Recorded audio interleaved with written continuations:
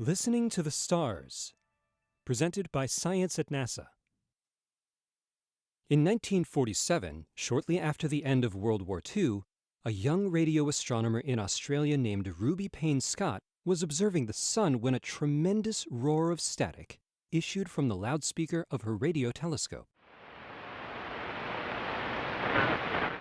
Almost 70 years later, astronomers are still marveling at the outburst. It was so intense, says Greg Hallinan of the California Institute of Technology, it could have been detected from other stars light years from Earth. Back in Payne-Scott's day, solar radio bursts were a new thing. During World War II, engineers had noticed noisy outbursts interfering with radar and radio communications. What could turn the sun into such a powerful natural radio transmitter? Ruby Payne-Scott wanted to find out. Hallinan is fascinated by the story of Payne-Scott. Often the only woman in her physics classes at the University of Sydney, she became a top-secret radar expert during World War II and is widely considered to be one of the finest physicists in Australian history. She was the world's first female radio astronomer, and this was a cutting-edge research problem. The sun emits radio bursts almost every day, but many of them are relatively weak. The bursts of 1947, however, was a record-setter. No one had ever heard anything like it, nor did they understand it. Now we believe it was caused by a ferocious CME, explains Hallinan. Coronal mass ejections, or CMEs, are billion-ton clouds of plasma that billow away from the sun in the aftermath of magnetic explosions, often, but not always, in tandem with a solar flare. CMEs hitting Earth can spark geomagnetic storms and northern lights. CMEs often announce themselves with a burst of radio waves.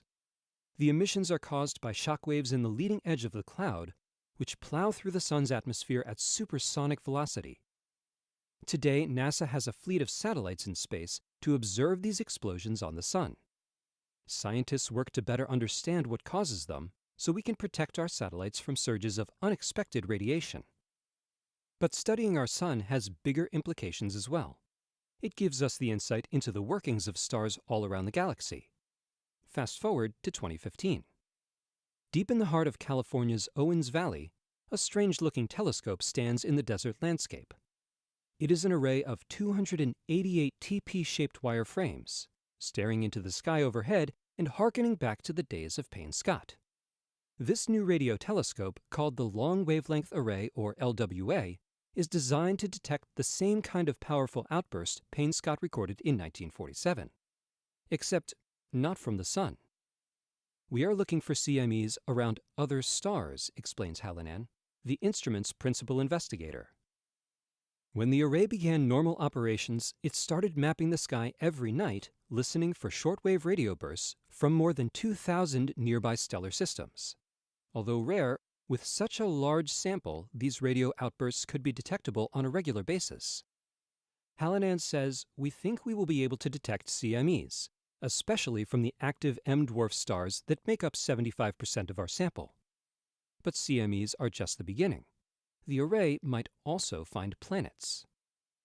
When CMEs hit planets in our own solar system, the planets themselves emit low-frequency radio waves as their magnetic fields reverberate from the impact. The radio emissions come from auroras circling the magnetic poles.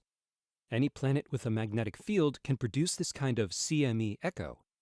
The LWA is listening for these echoes, potentially unearthing new worlds in distant star systems.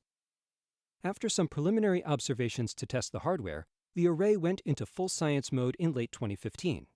Nightly observations will continue for the next 2 years. A discovery by the LWA could ring even louder than Payne-Scott's original outburst. Stay tuned for updates from science.nasa.gov.